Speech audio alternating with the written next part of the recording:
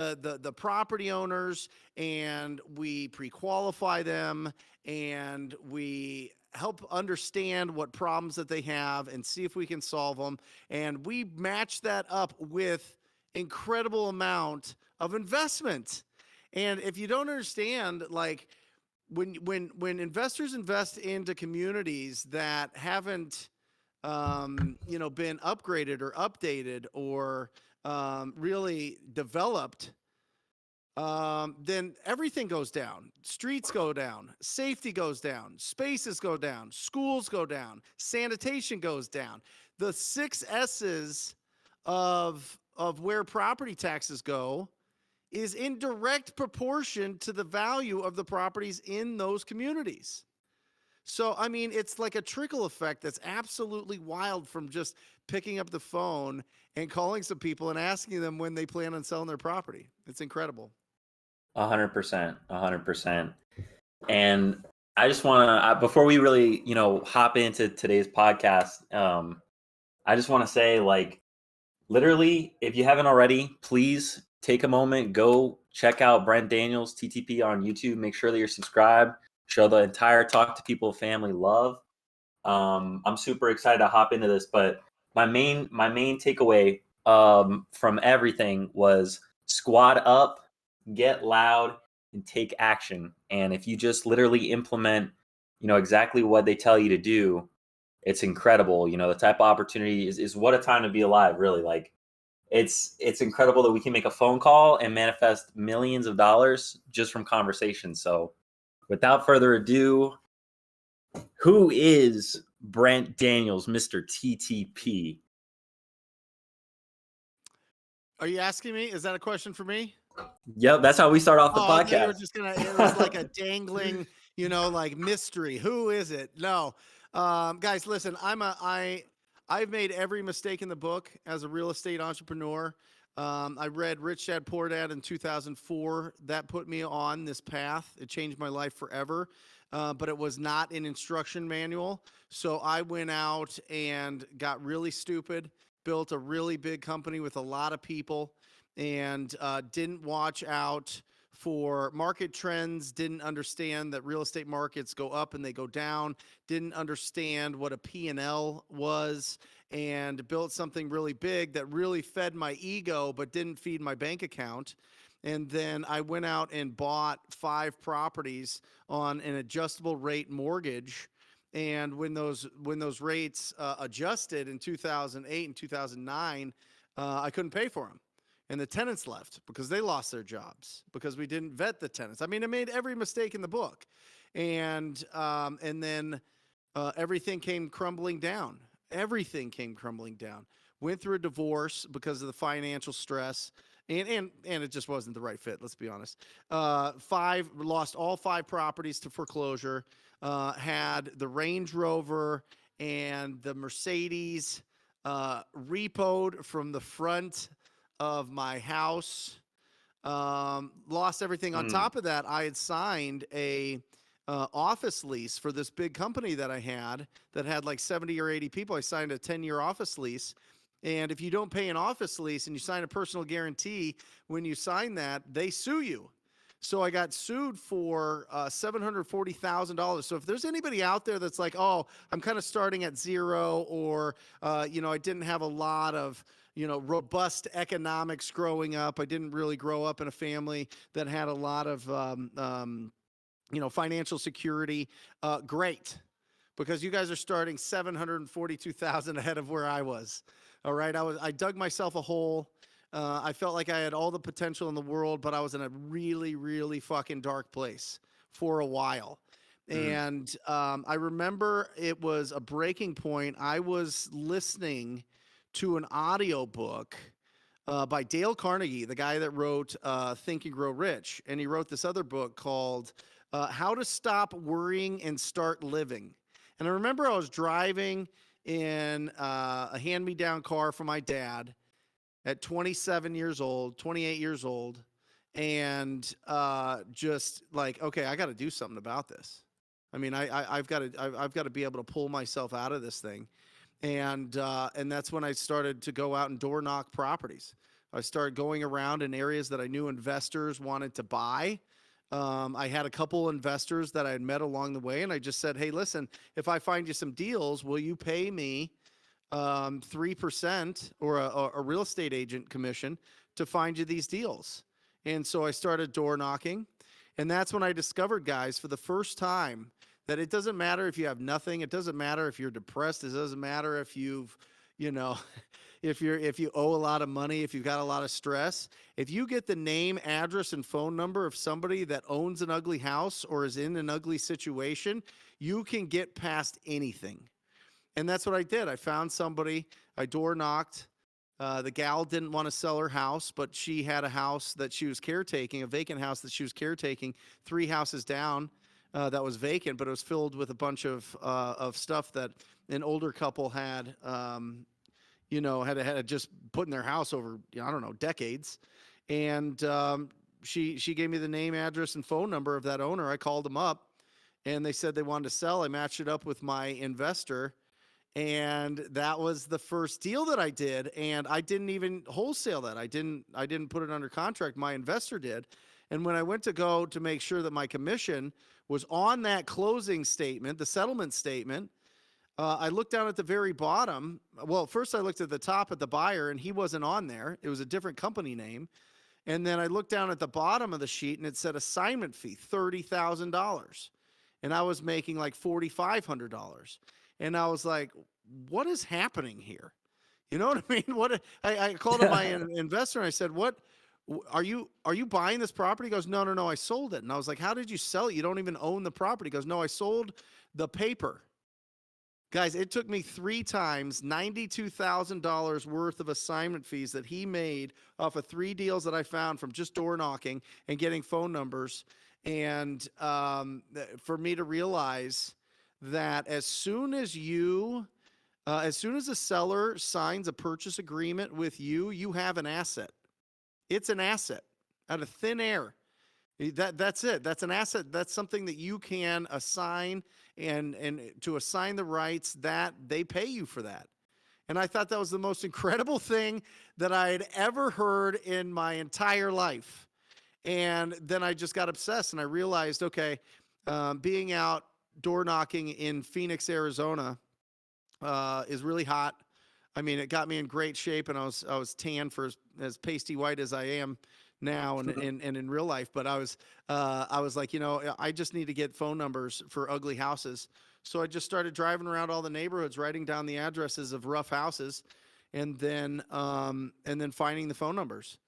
And I just call them up, and I'd be kind of awkward with it until I really figured out the right script, because that matters and it helps. And that just totally changed my life. I was able to hire an attorney to negotiate that office lease, and paid that off, and have made millions. I've made upward to almost 10 million now in assignment fees. And I'm proud of that, because I keep it small and keep it all now, but based on my experience when I was younger. So I've got a smaller team, and it's very profitable. And it gives me the ability to give back to YouTube and podcasts and my community and you guys. So it's just incredible what happens when you could just have a little bit of courage to go and speak to strangers about their ugly houses. Absolutely, and that's How'd I quite a do, John? testimony, brother. Was that That's incredible. That's that was that? incredible. Yeah. So for everybody now that knows who Mr. TTP is, I want to know, of course, I've seen a lot, if not all of your podcasts, brother. Like when I first got into wholesaling, you were the guy who had all the podcasts, and you highlighted so many different people in their journey, and it really helped me, and not only me, so many countless people to understand, like, this is real. You can really do this. You can really make money doing this. And so I want to ask, if it's all right, if we ask you more personal questions that really probably haven't been asked before. Rock and roll, brother. Let's get it. So first and foremost, how did you come up with the name TTP? Well, I kept getting asked, how are you finding these deals for my investors? And I just said, I talk to people. And they're like, what does that mean? I said, I just pick up the phone and I call these properties and I just talk to people. And so it became a mantra, you know, that just in conversations with other investors. And then I found it as kind of a cultural, like the centerpiece whenever I brought people into my company. I went to too many real estate offices and wholesaling offices and investor offices and brokerages, and it was always quiet.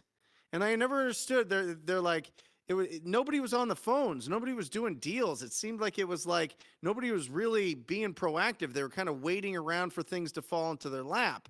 And so I just find, you know, TTP sums up a proactive approach to finding amazing deals. And so I made my company all wear these shirts that I wear like on a daily basis all the time. And then they started getting recognized, and then people understood what it means. And so it's a mantra. It's a proactive approach to finding these deals. 100%. 100%. One of the things you talk about a lot on the live streams that you host is, you know, you talk to 1,000 distressed property owners. You know, you can talk to anybody about anything, and I think Yep. that's definitely true, because it helps you step outside of your paradigm and your self identity. You know, you get to kind of create a new self for yourself anytime you're on the phone. You know, somebody can't see who you are. You can call them up and be anyone, and it's awesome that we all get a chance to be real estate investors over the phone, and we're looking to help the community and buy some ugly houses. Yeah, 100%. And I don't believe in the labels that other people put on you. I don't believe in the Mm. labels we put on ourselves. I think if we really want something, we can just slap on a new label and then start working towards it. And then it really changes your mentality. So people are like, well, I'm an introvert. Well, who told you that? Well, my teachers growing up, and I've always been quiet and I've always been, you know, unsure, and I've had social anxiety. Well, who put that on you? Did you put that on you? Did you diagnose yourself with that? Did somebody else diagnose yourself with that?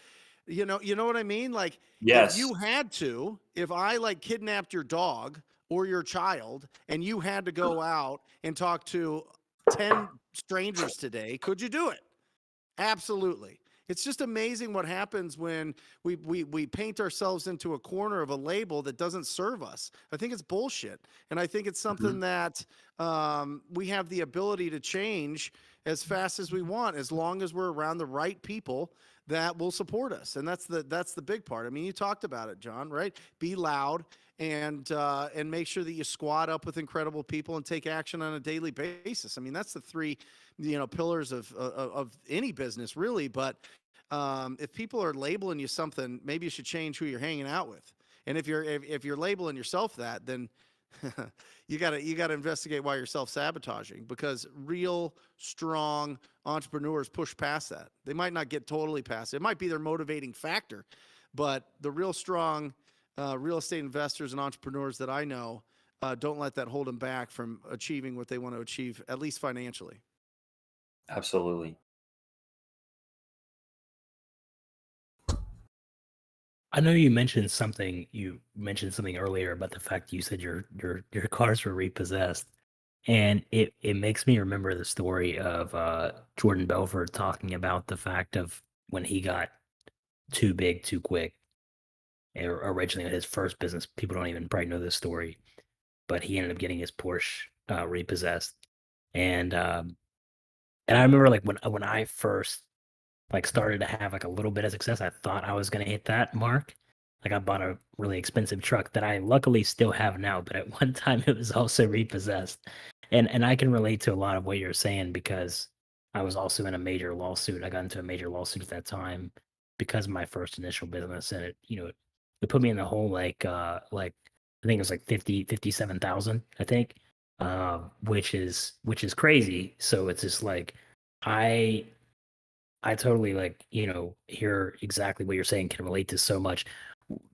I always tell people when I'm kind of telling people about like when they're coming up or want to be better, my whole advice is I'm like, don't do it my way, right? Like don't risk every single piece, like, and just kind of like let your life fall into shambles, hoping you can work your way out because a lot of people won't survive, right? Like a lot of people aren't like me, so they won't be able to get out of that. Like, luckily, I was able to get out of that and be where I am now. But like, I feel like not everybody has that capability. So, my question for you is, what do you really think the major keys to success are? Because I do tell people that, like, I think that the quickest way to success is to get to failure faster. The faster you can get to failure, the quicker you'll get to success. But I'm just curious, what do you think? Because I feel like we share a lot in common with like our origins of like really like kind of how we got started.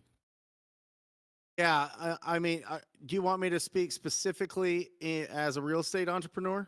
Just, I mean, I think just in general, I think it's really important because Yeah, I yeah. think there's a Well, lot of first of people all, in here too here's that the are not just interesting. in real estate. Yeah, But yeah. yeah, Dan. Sorry you went through that. It's a bummer. No, It's like dude, the it's worst yeah. dealing with attorneys and like Oh owing my God. people money and a lot of money. It's Yeah. like the worst feeling. So guys, don't follow in Dan and I's footsteps. No, yeah, You don't don't do have it. to fail in that way. So listen, at least you're here listening to some of the stupid mistakes that we made. But I think that here's an interesting thing as an entrepreneur. Um, Nobody's going to really understand you. Okay. Nobody that's not an entrepreneur is going to understand you. And so you either have to deal with people not being understood or only surround yourself with entrepreneurs for the most part. Because there is people talk about life balance and all this, and my mentor Tom Kroll always said it's not about balance, it's about harmony, right? It's about harmony and harmony in your life and harmony in the things that are important to you. There's no sense in building a great business and losing half of it to a divorce. Okay, there's no sense or wealth in that sense. There's no sense in raising kids that are total nightmares and end up like you look back on it and you say, you know what, I regret not, raising them or being around more. You know what I mean? There's just to find that harmony in your life, you have to get everybody on board and you have to be excited and you have to be enthusiastic, even when the times are tough, because the times are going to be tough. You're going to be challenged like you've never been challenged before. It's not a physical thing typically. It's going to challenge everything that you are emotionally, everything that you are spiritually, everything that you are intellectually. It's going to challenge everything, but it's awesome once you figure it out. Once you get into a rhythm, and once you know that you can provide value, and once you know that you're not going to live an average life, and once you know that somebody else isn't going to control your schedule, and once you know that you can go and really, really build wealth, like some real 40, 50, 60 million dollar type wealth, whatever your goal is, I don't know, but it's right there in front of you. You could certainly do that in this business, and it's really a clear path to follow if you want to do that. But it's just really it's an amazing life to live. I mean, you're not just stuck in somebody else's. You're not somebody else's. Somebody else isn't getting their ROI off of your efforts. You are, and that's awesome. But it's a fist fight.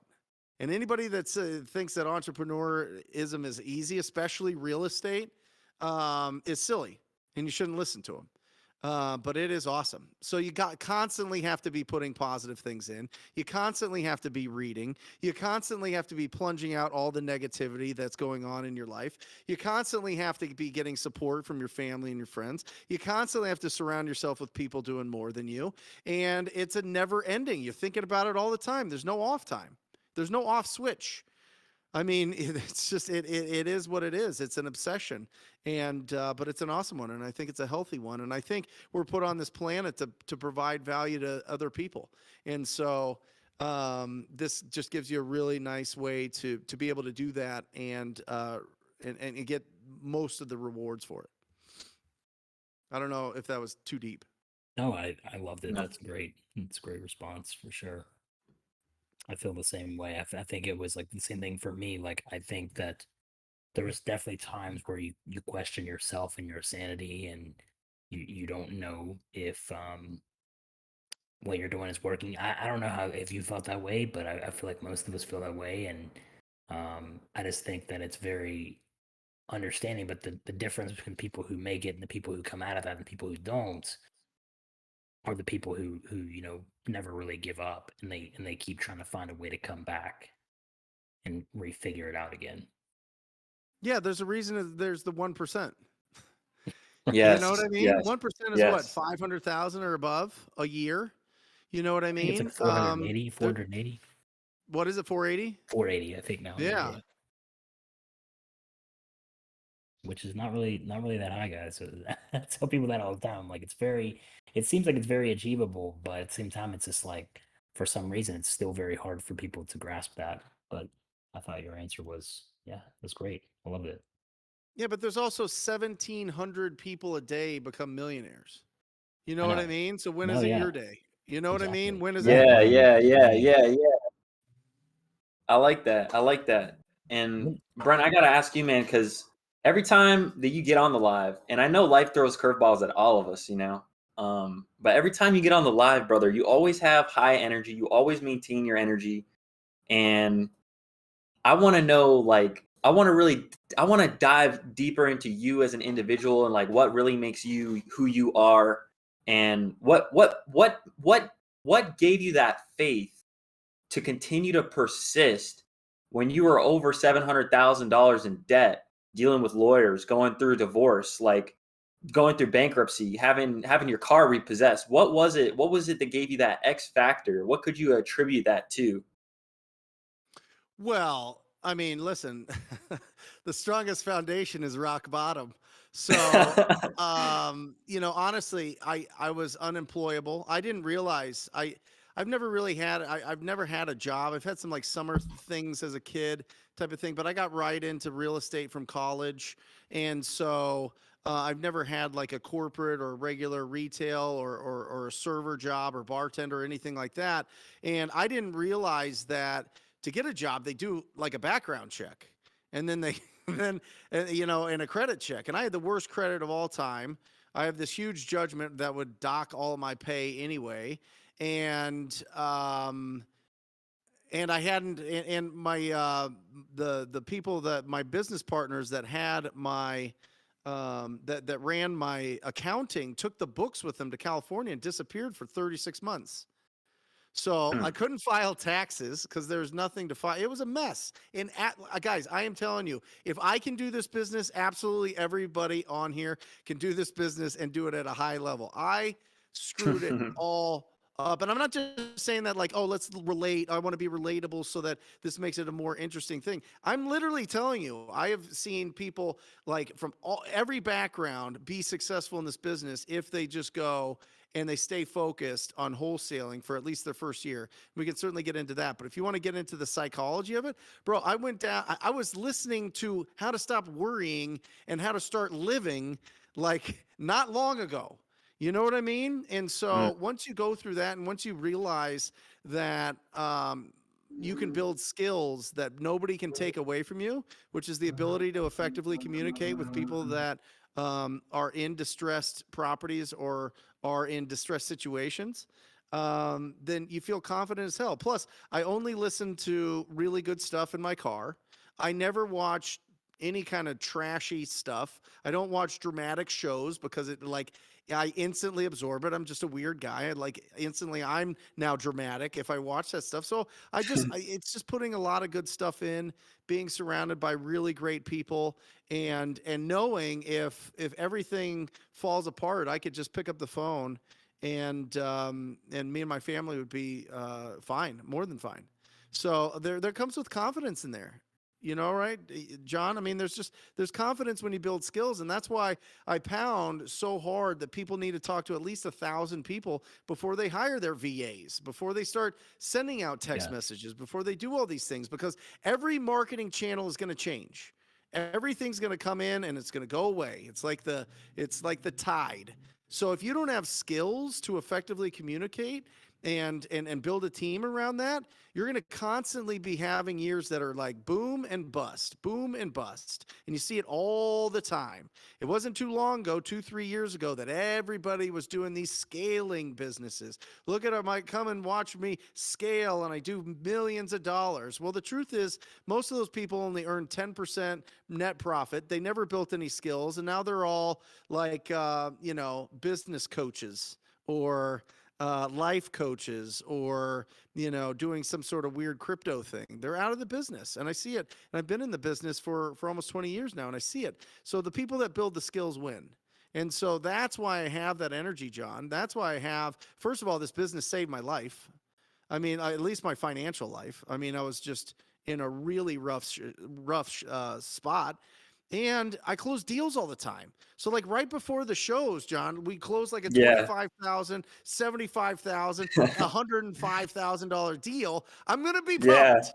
Yeah. Yeah. I'm gonna be excited. That is awesome. That is awesome. All right. So that's it. It's just it's just an unbelievable opportunity that we have to first do our first deal, replace our current income, go into this business full time, create a business, and then do some exciting things that come our way when we are able to build a successful, profitable business, and then we can look at all the other opportunities. And I think too many people make the mistake of jumping into too many different strategies at one time when they should just focus on building a wholesaling business first and let that be their marketing engine for whatever else they want to do, whether it be fix and flips or owning rentals or developing. But everybody wants to do a flip right away, or they want to add to their rental portfolio. The dumbest thing in our industry is people will literally have credit card debt and student loan debt and go and put a creative finance deal together where they get $300 or $500 in cash flow that goes straight to the interest of their credit cards. I mean, what are we doing? It's absolutely bananas. You know what I mean? Like, do a deal, right, go full time, pay off your debts, your consumer debts, build a business that is your marketing engine for everything that you want to do in this business, and then take it to the fucking moon. You know what I mean? Like, go bananas. Let's go. No, I think like the biggest thing when it comes to building businesses, and I it sounds like I feel like you and I share like a lot of commonalities when it comes to like mindset and when it comes to learning cases. Because every business that I own, every business that I operate, I know how to do every single aspect in that business. And I feel like I can just tell from speaking to you that you know exactly what I mean by that. And I'm sure you do too. And that's why I tell people on a constant basis. I said, whatever it is that you get involved in, we were actually having this discussion last night during a meeting. I said, you know, the thing is like, does having my tribe behind me, does having my team behind me maybe help me get to my goals faster than I would if I was just alone otherwise? Yes, maybe you could say that. But the thing is like, who has the better shot to get to the goal? Me by myself or the people that follow me that are underneath me? It's like, if you take out those people that are on my team, it might take me longer to get to my goal, or it might make it a lot harder for me to get to that goal. But I have the better shot to get there, right? Because I know how to do every person that I bring on, I already know how to do their job. So it's just like it might take me longer to achieve a certain way, but I can still make the journey happen versus like everybody that I'm bringing on underneath me. It's like they're a huge foundation, they're a huge support. But if you take me away, they don't really have an option to get there. They don't really have a pathway to get there. So I think like I was saying, like the biggest thing that you can create for yourself, if you really want to be an entrepreneur, if you really want to be that person that's on top of everything, you have to establish yourself as that leader. You have to establish yourself as that control person that people can follow behind and really know exactly, you know, who they're following and why they're following that person. I think it's like what's super special with you is it sounds like, you know, I just would know if I was following you, I'd be like, wow, you know, he knows exactly where he's going, right? Because he's made every single mistake, so he knows how to, you know, which mistakes not to make anymore. He knows what to do and how to get there, and you would feel 100% comfortable. So I think like a lot of people that I see building businesses, they're missing those skills. So I'm just curious because I know you're a guy who works out, right? And I know Oh like yeah. you're in the gym a lot. So like I feel like it's also something that we share in common. I was a competitive bodybuilder for 6 years. Awesome. So and I just want to know, do you attribute a lot? Because I know I attribute a lot. I always say like when I talk, I always say that everything I do always goes back to bodybuilding to some degree. So do you feel like in some sense or form, every little pieces of your mindset that you've created, do you attribute a lot of that to what you built in the gym? Or where does that come from for you? Yeah, well, I mean, you hit it on the head, Dan. I mean, you need to earn the right to to hold the financial responsibility of your company and their family in your hands. You just don't turn that on after you do your first or second deal.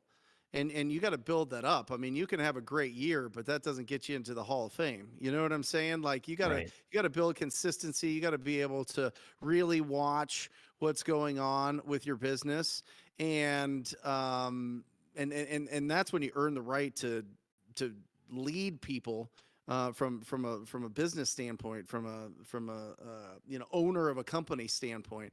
But sports, I was always part of a team. I always enjoyed team sports more than like a tennis or a golf or something like that. I always enjoyed the camaraderie, the winning as a team, and I think that when it comes to health and fitness and all that, I just don't want my wife to think that I'm a flabby, saggy, ugly dude, to be honest. You know what I mean? Yeah, And no, and yeah, and that's and part and of it. Yeah, so yeah, yeah. from a lifting standpoint, it's one of those things that like, if you're tall and skinny and you can run far, you're probably like running long distance, right? I'm like a short, squat rhinoceros type dude. So, I like lifting Yeah. weights. There's not a weight room that I don't love. So, I think that just the consistency of building that in on a daily basis, and what people don't understand is boring is really good in business. Like consistent, repetitious boredom is really good, and that's what lends you to really build something special. It's when you get shiny object. It's when you get you're kind of all over the place. You're helter skelter with your schedule and with your what you want to do and what strategies you want to do. That's when you get in trouble. And so, yeah, from an exercise standpoint, it's just easy to go to the same place at the same day. But I will tell you this, Dan, and I'm sure you did as well, Yeah. being that high up in competitive, you have to have a coach. And so I have a trainer. I mean, I I've lifted my whole life. I still have a yeah. trainer 3 days a week that I pay $120 a session for 3 times a week. I don't Right. have to. I could certainly save money on that, but I do it because I don't want to not show up. I know myself. Yeah. I'll start finding excuses, right? Yeah, I will say for me, like on that one, I'm probably a little bit outlier because the reason I got into bodybuilding is because I was a health guy originally, and it just I was into bodybuilding simply because the fact of like I was obsessed with the scientific pieces of it. So for me, Awesome. I didn't want to hire a coach because I was like that takes the fun out of it for me because the fun out of it for me was figuring everything out how to evolve, right? Like it's how it's always been like that's always been the fun of everything for me is like figuring the pieces out. It's not necessarily like I never wanted to go in the gym and just not think or like You're do a you're you're prep and smarter not than me. think. I'm just the dumb dude that shows No, up, no, no, tell no, me no, what no, to no, no, do, and no, I no. do it. You know what I mean? Like, No, like because I think like there is definitely like every top pro that I've ever worked with, anybody that ever worked with in the business, like obviously like they had to have somebody to work with them, and the top people in the sport almost always have a coach. I don't think that anybody's ever like one has been number one in the world without having a coach.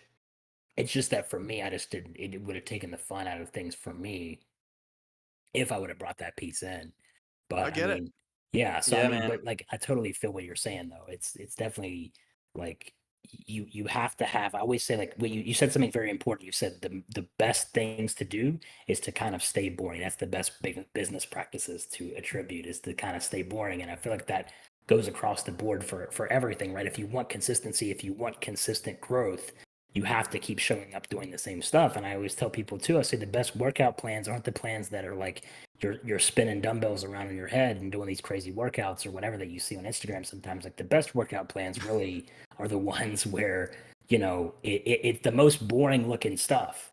But that's in return, that's what ends up getting people the best results. 100%. Awesome. Boring, doing the work, making the calls, building the skills. Yeah, I mean, listen, Doing the reps. It's not rocket science. Like the more people that you talk to, the better you're going to be at communicating, the better you're going to understand the 4 different personality types, the more you're going to understand how they communicate with you, the more that you're going to be versatile on any kind of situation. It doesn't matter what's thrown at you. And those are the people that are the highest paid. Absolutely. Absolutely. So Brent, I want to definitely get ready to open it up to the entire community. But before we do that, I just want to thank every single one of you for coming and joining us. Brent, we have over 90 live listeners. See it. It's incredible. Yeah. I love you guys. This you is guys the most we've ever had, I think, live. Yeah. Hey, Brent, we love you. I love you, brother. I really appreciate you. You've completely changed so many people's financial future. You've definitely influenced mine in a sincere way. And I'm excited. I'd like to open this up and get some more questions. Do you want to start reading it off the ask questions chart? Yes. Okay. Yeah, if you want to start reading them. Yeah, let's do it. So guys, if you guys are listening right now, make sure that you're putting your questions just so we keep everything structured and we're respecting Brent's time to be on here because I know he's a very busy guy. He's got a lot of stuff to do as well. So we just want to make sure that we're respecting his time and to let him know that we're also very thankful for him to be on the show. So if you guys want to go ahead and drop your questions in the Ask Questions community chat right there so we can see it, and then I'll go ahead and John and I will start asking your questions for you one by one. And real quick, we got Sumo coming up here. He's got a question for Mr. TTP. Cool. Yo, what's going on, Brent Daniels? What's going on? Sumo, how are you? Were you live yesterday making calls? Yeah. I was the one live. I wanted to make this quick because I know everyone else has questions, and I got to make some calls. But I'm 19. I've wholesaled Q4. I made about 35 grand Q4 season last year, and I'm trying to take this full time. Yep. So, and I really want to buy my first triplex, but to get cash flow coming, I was trying to get it from your perspective. Should I just keep wholesaling the rest of this year, or should I go ahead and execute on buying a triplex? This is going to sound like controversial. I would suggest that you not buy a rental property until you have 300,000 after taxes in an account. Okay. Yeah. And So listen, that means wholesale. there's Cool. a lot of creative stuff, Sumo, but I'm telling you, you take this year. I think by the end of this year, you're going to have you keep doing what you're doing. You're going to have really good momentum. Once you understand that you only need to hire 4 people, like core people in your business, and then obviously different marketing channels. But if you have 4 people, you can replace yourself. That's when you start going after those opportunities. Because I will tell you this, if you go and buy that triplex, all of your attention will be on that triplex and you will not make income, and you could make tens of thousands, if not hundreds of thousands of dollars in the time that you put your attention into a triplex doing some sort of house hack. Okay. I would stay lean and mean. I would build up a big old nasty. And listen, this is the conversation I have a lot in my Rhino tribe. And everybody that's done it buys a better property in a better location that's going to appreciate more over time and give them less headaches. So remember, when you own property, that's its own business. So if you're trying to run your wholesaling business and your rental portfolio business at the same time, you can't chase after 2 rabbits. You know what I'm saying? Yeah. Like leverage, like build up your system, get a ton of money built up, like big, heavy, healthy bank account, and then go after and find some really good deals, because you'll have better opportunities that way, and you won't feel that desperation that you have to buy something that you don't really want to buy, because it's a huge distraction. Okay, gotcha. Okay, so wholesale. Okay, perfect. I appreciate it. Thank you for all you do. Appreciate it. Great question. Thanks, John and Dan, for setting us up as well. Appreciate y'all. Got you, bro. Absolutely. Thank you for your question. Always. Always. Before we hop into a few more other questions, Brent, I kind of want to ask you this as well, and I definitely want to collaborate closely with you, Brent, and I'm not sure in what capacity we could do that just yet, but I definitely want to. Love it. I'm curious to know, like, you've gotten a chance to kind of see where REI Revolution is at, and by the way, we're over 103 in the audience right now. It's incredible. This is the most people we've ever had on. It's awesome. Where do you kind of see this could go, and how do you kind of see we could really utilize this opportunity, seize this opportunity to create a lot of financial freedom for everybody involved?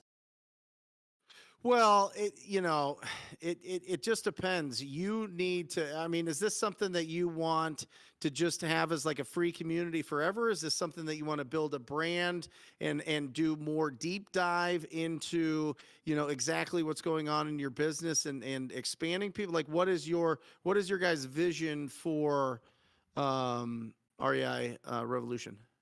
So REI Revolution is always going to remain free. We're never Okay. going to lock podcasts like this or anything like that. We want to make Sure. sure that everybody has the same opportunity to become financially free.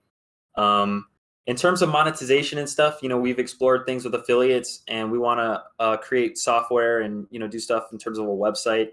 But we have yet to really iron all that stuff out. I would build in this community. We built it in ours, a accountability tracker, right? Mm, And it's just a simple. You could build it simply on, what is your income, and then what's your income goal, and then you just decide, if you want to do it by cold calling, if you want to do it by texting, if you want to do it by mail, if you want to do it by PPC, if you want to do it by referrals, whatever it is, how many conversations you have to have on a daily basis. See, here's the reason why people sign up for coaching. One is they want the path already laid out, right? So there has mm, to be a step-by-step visit how you build your business. So there has to be a lot of case studies that you guys do, and you have to be brutally honest about the net profit that you have, or you're just bullshitting people and they're going to find out, right? So be brutally honest with exactly what steps to take to be able to get there. And then there's got to be an accountability piece. If there's no accountability piece, you guys are just hanging out. If there's not mm, hey, you're not doing your calls, you're not hitting your goals, you're not going here, you're not doing anything, then it's where free communities go to die, is when mm, people just hang out. The hangout should be all about, hey, I ran into this situation because I was actually on the phone with a property owner, or I went on this appointment, or I've got this deal. That's how you build a real community. That's how you build real success in REI Revolution. But there has to be an accountability piece, and if people aren't willing to go and actually take the action, it dilutes your community, because people want to be around high performers. People want to be around people that are successful. And so if you're not, and this is what typically happens, if there's no financial investment into a community, is then there's no risk, then there's no action, then there's nothing to really push them over the edge. So mm. it just depends on how you want to grow this. But I would find some way to have high accountability and have small squad up groups that can connect, whether that's locally or whether that's just whatever vibe, or whenever they get together or whatever. But you gotta find the people that are doing the most, learn from them, and you can lead the horse to water. And if they don't drink, you cup your hands and you put your fucking hands to their nozzle, to their mouth, their muzzle, and you feed them.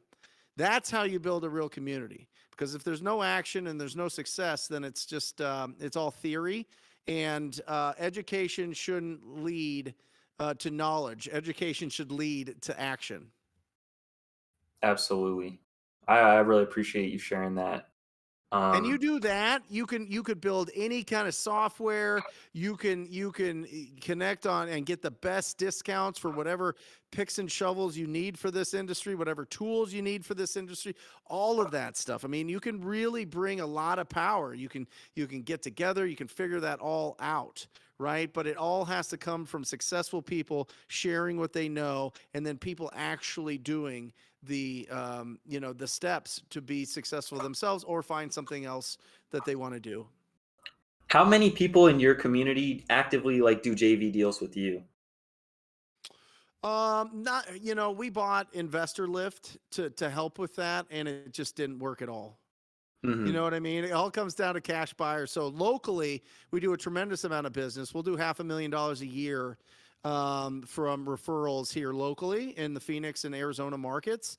But maybe another 100 grand with the students in different markets. But it's also one of those things, John, where it's like, if you're teaching, you got to teach people how to fish.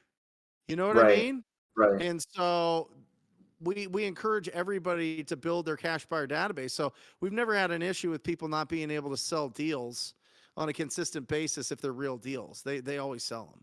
So from that standpoint, we're not trying to be like, oh, let us sell this because you can't. I mean, that would defeat the purpose of the community.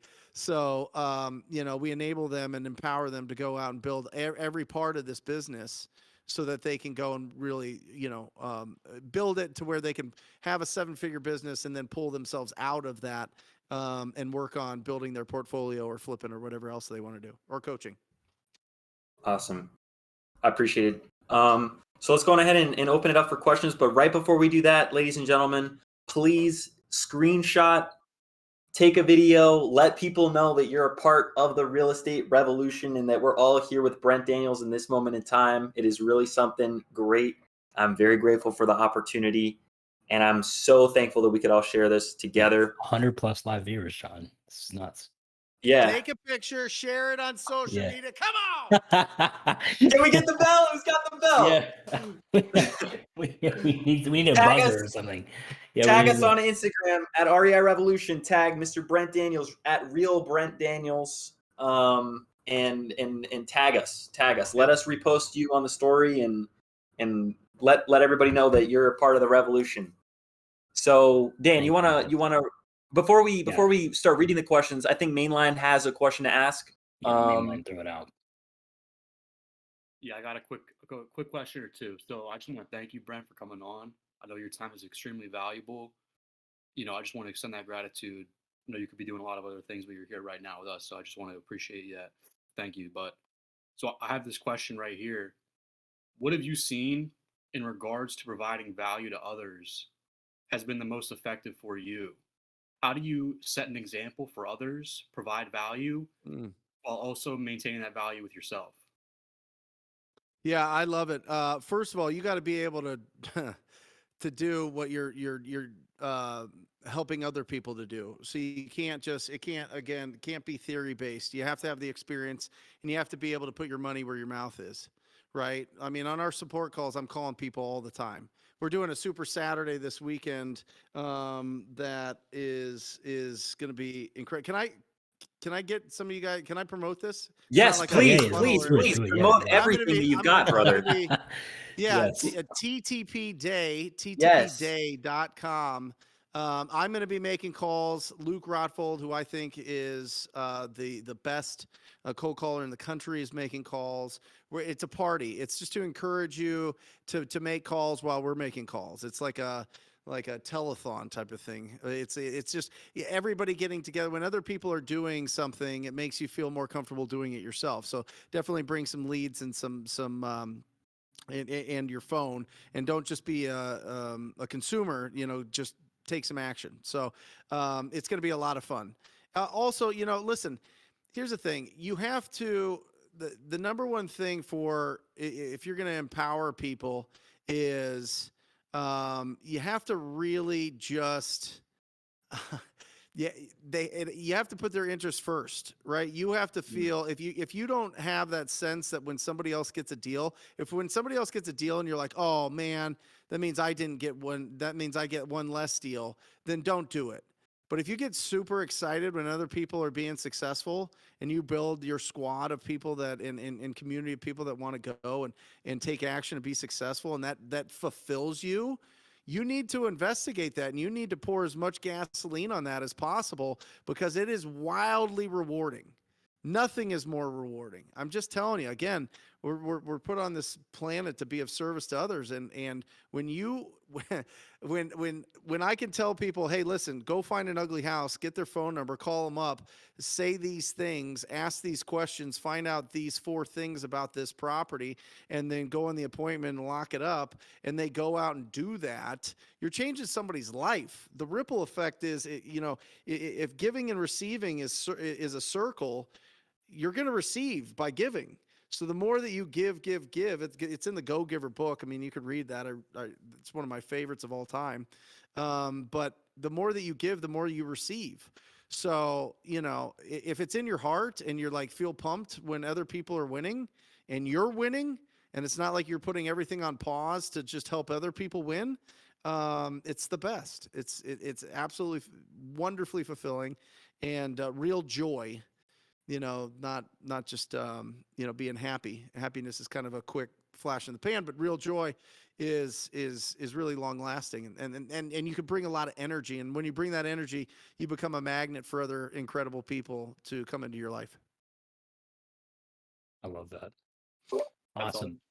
So Thanks so much. let's go ahead and start, because we got so many people asking questions. I knew this was going to be a thing, so I want to make sure that we try to get to as many people as possible.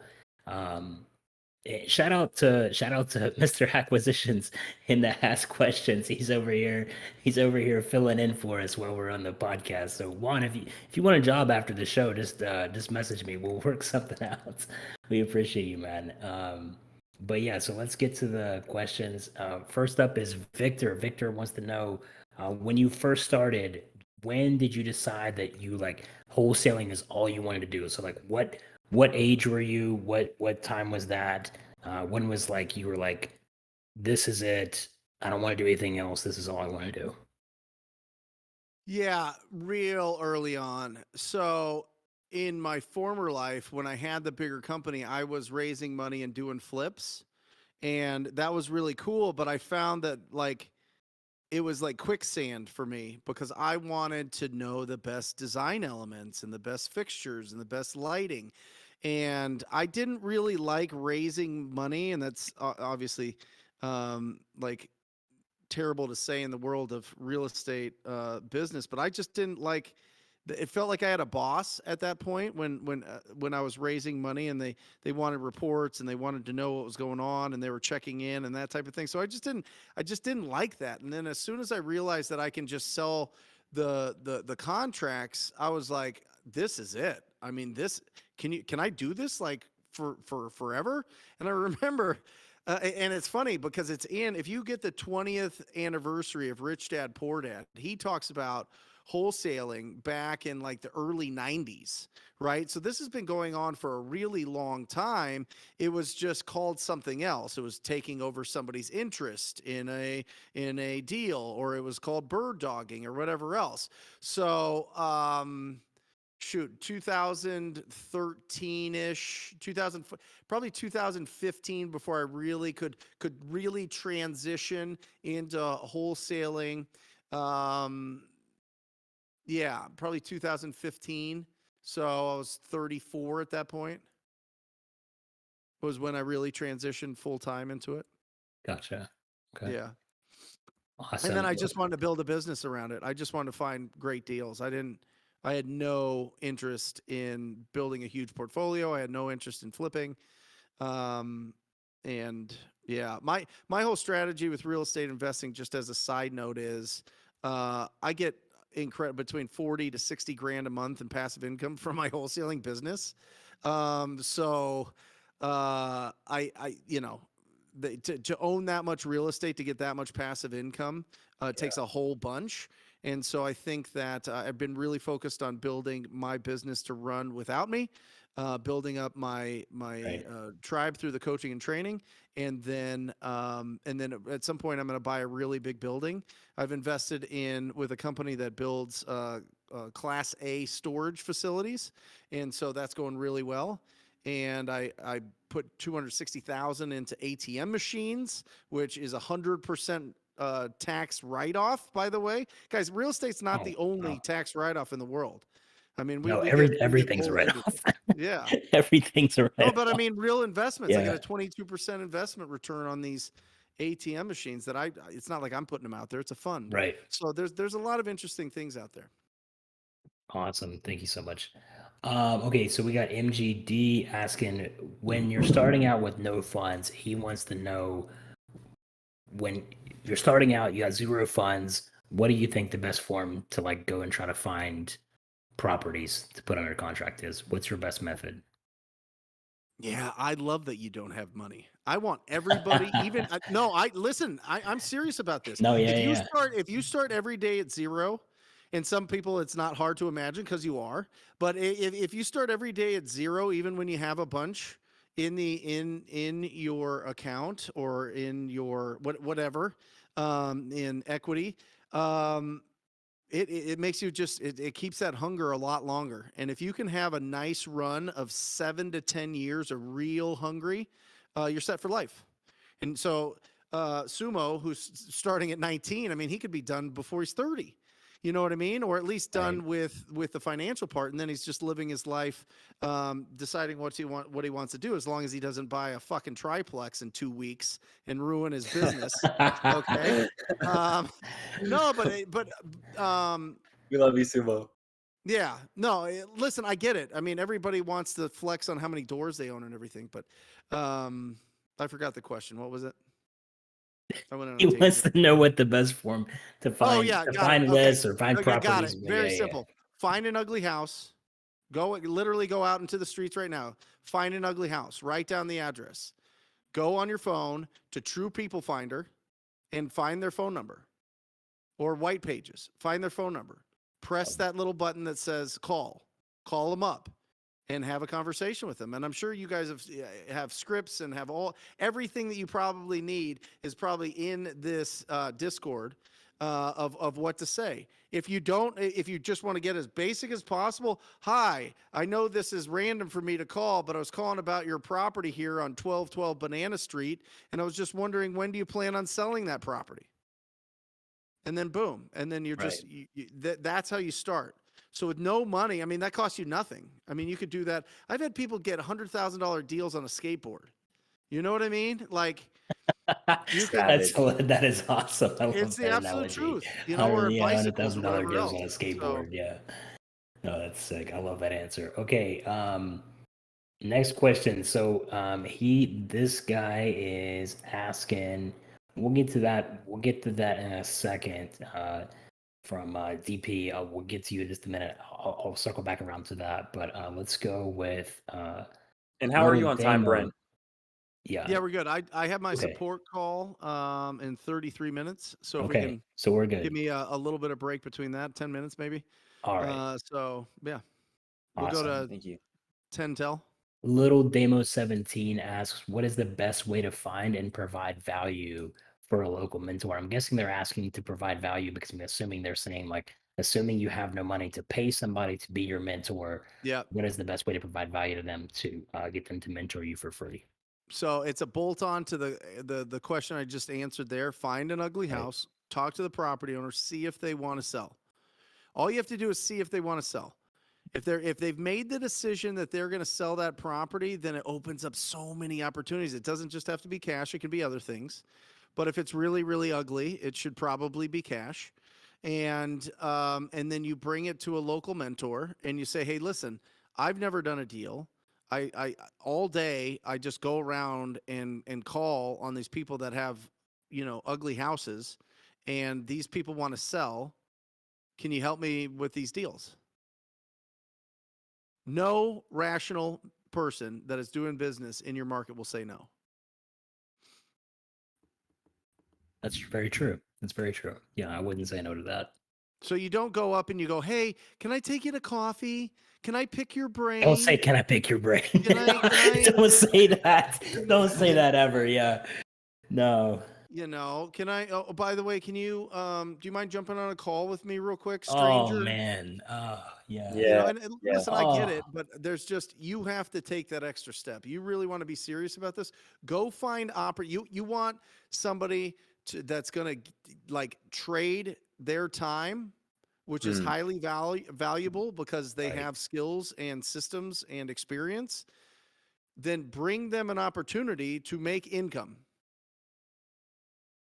Right. That's No, I love just, it. I mean, that's business I love it. 101. That was a great answer. I love that answer because we get that question. I don't even know how many times a day, John. Aren't we? We get that question like a Yeah. million times a day in the It's one of the chat. most popular. It's one of the most popular questions. Yeah. So thank you for clarifying that. I'm really glad that they asked that.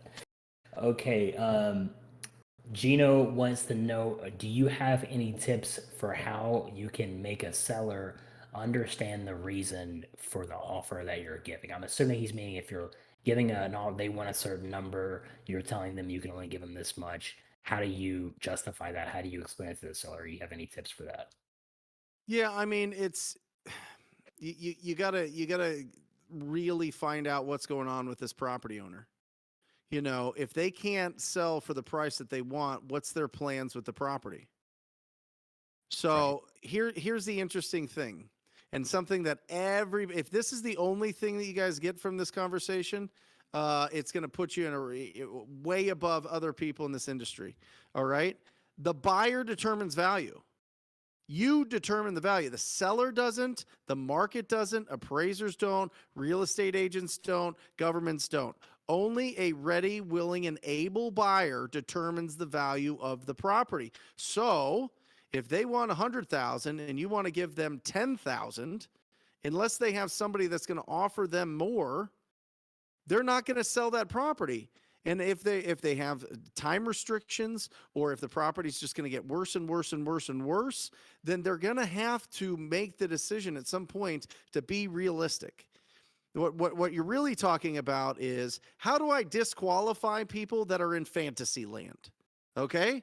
And the answer to that is, you just move on. You throw them in the trash can, or you put them into a follow-up. You hit them with price, you hit them with price, you hit them with price, and if you can't get it, then maybe terms. Remember, you can either get wholesale price or wholesale terms. But either way, it has to be something that makes sense to you. Now, if there's competitors, if there's somebody else that's willing to give them more, then you'll lose on that deal. But they might lose out on the long run because they bought a stupid deal. So the job is not convincing. The job is filtering out the people that will actually do business with you based on the values that you come up with for the properties. And I'm telling you, for every 200 people you talk to, you'll find a deal. You'll find somebody that will, as long as they're ugly properties or ugly situations.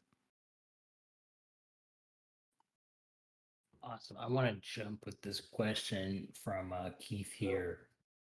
Keith wants to know, what's the biggest factor that took you from closing 1 to 2 deals per month to 5 to 10 consistently?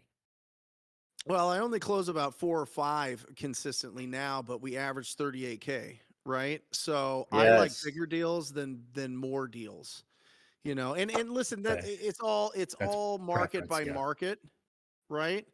If you're in a lower price market, you're going to have to do more deals to hit your financial goals.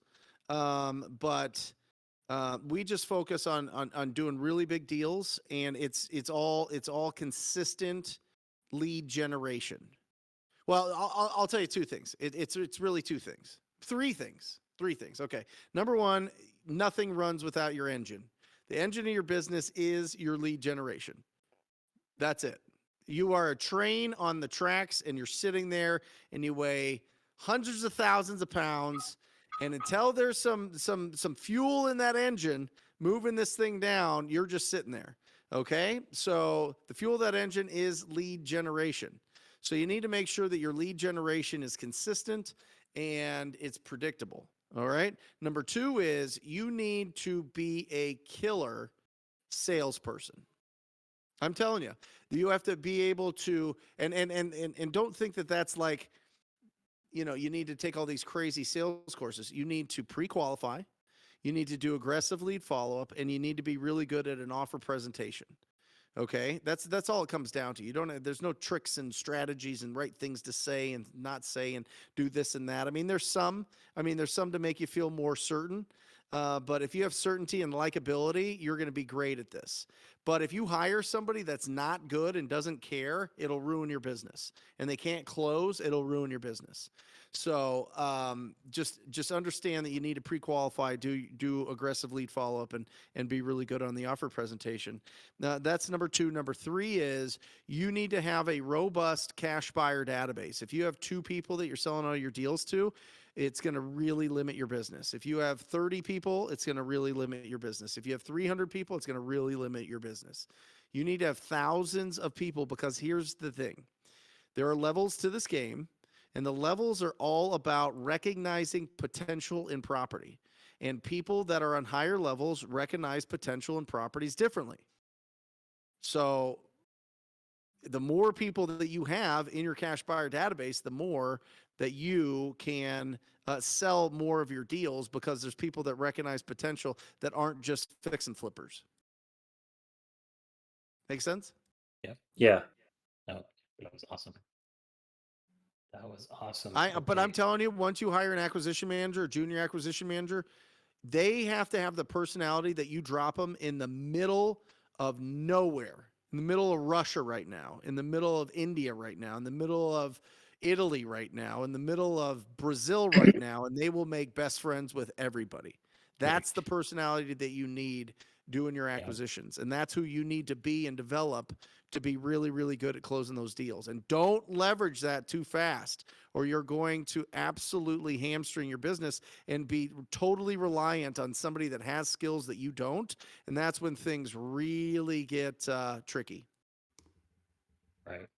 Yeah, can I just chime in real quick? Just ahead. wanted to ask a question here, Brent, ahead. for you, man. I just wanted to say, much love to you, and always been watching your videos since like the get-go, and you really, inspired me as well to really take a lot of action. So I just wanted to say that. But my Thank question you. to you is, what is your your biggest like not concern, but your biggest obstacle now headed in, like now that you kind of got the routine of doing your wholesale business? Like, what's the biggest like things or challenges that you face now that you've grown to such like a big, another level? Like, what kind of, where are you headed now in the future with wholesale? Like, is there anything you might change up along the way, or how do you see that process going? Yeah, it's really interesting. So I think AI is going to affect a lot of things, Supreme John. I think it's going to be really interesting. I've got a kind of a, well, we'll see. We'll see if I have a secret weapon, but I've got somebody that's worked high level at Google, and he's an AI freaking maniac. And so we're going to be putting together a pay-per-click for my company. And it's a whole thing. So pay-per-click's always been like hit and miss for my business, and we're looking for consistency. So that's an exciting thing coming around the bend for us, because we do have the budget to be able to do that, and we'll see how that goes. The biggest challenge that I have is just too many opportunities. Too many opportunities to invest in really good deals, making sure that I pick out the right ones, making sure it's right for me and my family. Everybody talks about, building big portfolios, and it's awesome, and I get it, and it's a surefire way to build wealth. But remember, in life, attention management matters. It's not time management or priority management or energy management. It's truly attention management. And whatever you put your attention to, it takes it away from somewhere else. And so that's the biggest thing is I've got a lot of things coming at me, and I block out a lot. You know what I mean? And so I just don't want to get into something that's exciting that'll take a lot of my attention away from the things that I'm still building. So we're still building our real estate business. I'd like to get it a little bit bigger, a little bit more profitable. Well, bigger and profitable at the same time, I should say. It's profitable. But just staying focused. I mean, it's the focus is the number one thing that'll like melt your business, is putting your attention to something else before you've built the thing to run without you.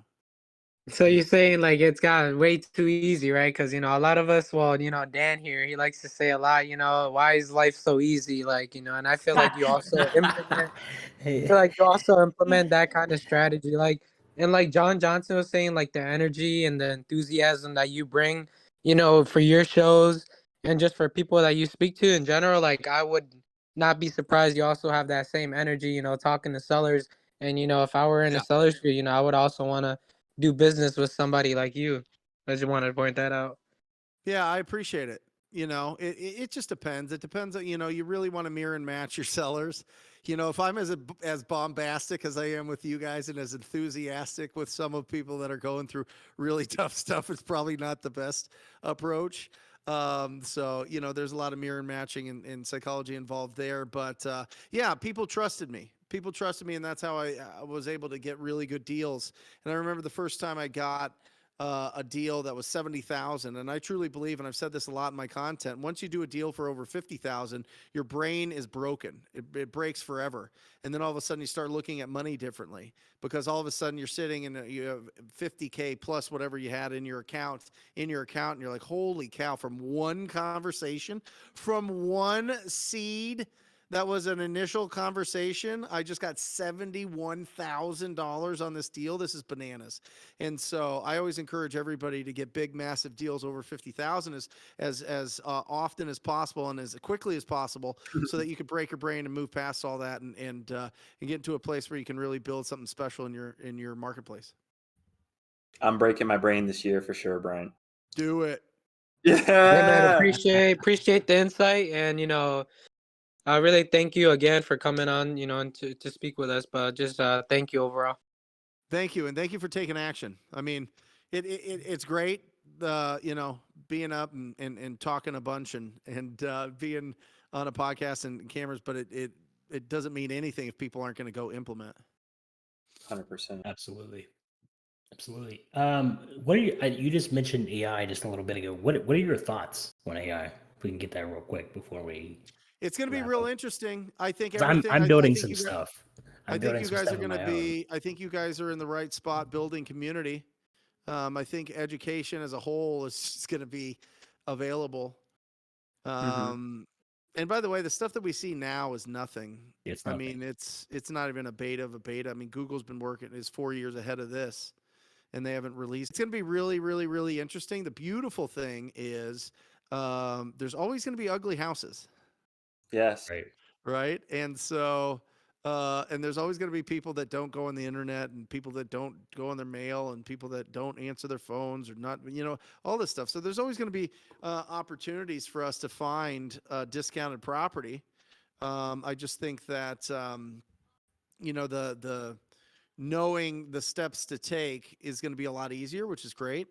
But being around the people actually doing it, and the people that have a really good energy and enthusiasm for the business and squat up with each other and cheerlead each other, I think that's the toughest part in this business, is being on an island by yourself in a dark room, in your bedroom or your living room or kitchen or whatever, making calls to distressed property owners by yourself, and you're like, what am I doing with my life? You know what I mean? But if you do it, you'll be successful. But it's a lot easier to do it if the lights are on, you're standing up, and you got homies doing it with you. 100%. Yeah. No. And that was really why we created REI Rev. We wanted to create a place where wholesalers and real estate entrepreneurs, investors, and enthusiasts could really connect. And Dude, we just have fun in here, man. Like, we just have fun in here. We get in here, we fucking, enjoy Awesome. ourselves every but single we day. take action, man. We're really about the Yes. business in here. Like, we're all serious about it. Like, everybody that comes in here and shoots the shit, like, we shoot the shit. But when it's time to fucking hustle, when it's time to work, best believe those calls are being made, those connections are being created. So we're really serious about this. REI Revolution is here, and I don't think it's going anywhere. I'm super excited. I'm grateful as fuck, Brent, and I want to really collaborate with you and TTP, and Kenny too, if he's still with you guys. Like, let's make some stuff happen. Like, let's put out some content and really take over. I love it. Yeah, You got it, brother. for sure. Brent, And also, wait, go ahead, John. yeah. You're good. Go ahead. I was just gonna say, I was gonna start to wrap it up, but if you got something else you want to throw in, do it. I was just gonna say, hey man, let's get an affiliate code going, and we can pour that back into the community, into marketing, and we can get more than 100 people in every single live. Love it. Yeah. What do you mean affiliate code for which? For everybody that signs up to join TTP. Oh, for sure. Yeah, absolutely. That'll be Not a dope. problem, brother. Yes, Love it. for sure. Brett, we always have one question that we ask every single one of our guests at the end of each show, and that is our question together. So, John, why don't you ask the question? You do the honors because I feel like I this is appreciate really that, brother. special. This is a really special moment for you. I feel like this is so formal. I love it. Brent, Yes. what is your why? Oh, I listen, my why is I believe that I was born with incredible potential and I want to see how far I can take it. For Amen, real. brother. That's it. The other stuff is all, obviously, the the time of the family and friends and all of that stuff is great. But I think at the end of the day, everything gets wrapped up on how much service can I provide. And I believe I just have a tremendous amount of potential. And so I want to see how far that'll go. And there it is. Super Saturday. Oh, is that on our screen, Matt? Oh, okay, sorry. Yeah, that's it. That's the why. I feel like a ton of potential and I want to provide as much value as fucking possible. Let's fucking go. Yep. Super Saturday, guys. TTP Day. I want to see you Super all on Saturday. there. We're going to have a whole Let's bunch go. of fun. TTPday.com. You'll Show see out, me guys. live in action. You'll see me either crashing and burning or locking up some deals. Either way, it's part of the process, and it's going to be a lot of fun and a lot of enthusiasm. And bring some numbers, bring some leads that you have, so that you can call while we're making calls. And make it a productive Saturday. I used to do this in my office, and people would just watch me make calls, and then they'd try it out, and they'd realize it's not that scary. And it can be a lot of fun if you let it be. So let's have fun Saturday. Love it. Let's do it. Make sure you Guys. guys all get signed up. Go show some love for Brent in the main general chat. Tag him in there. Tell him you appreciate him coming on here, sharing your value. And if this is if your first time joining us and you're coming here to listen to Brent Daniels, make sure you guys go ahead and go through the onboarding process for the server. Make sure you guys are plugged in. Introduce yourself. We appreciate you guys joining in. I know we got like a ton of people who are coming in here simply today because they just wanted to hear you talk. So we appreciate that for sure. And we appreciate all you guys listening. Man, we had like over 110 active listeners at one point, which is absolutely crazy. That's crazy. So Bananas. Bananas. It's bananas. Bananas. Awesome. No, love wait. We gotta ask you, man. Why the bananas, bro? Why Yeah, the what is it- bananas? what is Why it, the bro? bananas? I don't know. I mean, just say it. It's just fun. I like it. You know what I mean? Yeah. All right. Get out of here, Love guys. it. Love you guys. See ya. Appreciate. We love you. Love Thank you, Peace, Brent. man. Love All you right, too, Brent. peace. That is awesome. Yo. Sick. Wow. Guys, I know we had That so is- many that of is you incredible. guys. I know we had so many of you guys who were asking questions and we weren't able to get to it. We just it was just like literally a ton He'll of be people. back. Make sure we respect your time. Yeah, but we're gonna continue to do more things with him. We're gonna keep trying to bring him back in the community. So it's not the last time you guys will hear from Brent Daniels. So I appreciate all you guys chiming in. You guys are awesome. And also, guys, don't forget we still have more podcasts lined up. So on Thursday we have the Revolutionary Podcast with the Flip Man is coming on the talk show this Thursday. So you guys don't want to miss that either. That is going to also be revolutionary as always, as is every show. But make sure you guys also tune in for that. If you guys are listening tonight, I want 100 people back here again on Thursday night. Love it. Thank you guys so much. We appreciate you all. If you haven't already, please definitely be sure to follow us on Instagram at REI Revolution. Tap in with us. Hit us all up. Absolutely. John Johnson, Nathan Harris, Jonathan Rivera, Dan Fazio. Will, what's your Instagram? Shout your Instagram out. I don't know your Instagram right off the top of my head. Mainline property. Mainline properties. There we go. All of mainline properties. I want to say Jonathan James Johnson. thank you to everybody who showed up tonight. Yeah, it's These incredible. really going to make a difference. I want to see even more than 120 people in the Jameel podcast. So make sure to invite somebody, clear your schedule, and be there, because this is something you will not going to want to miss. Like, it's only going to be, we're only going uphill from here. So I just want to thank everybody. If anybody needs something, feel free to reach out to me, and let's do some deals.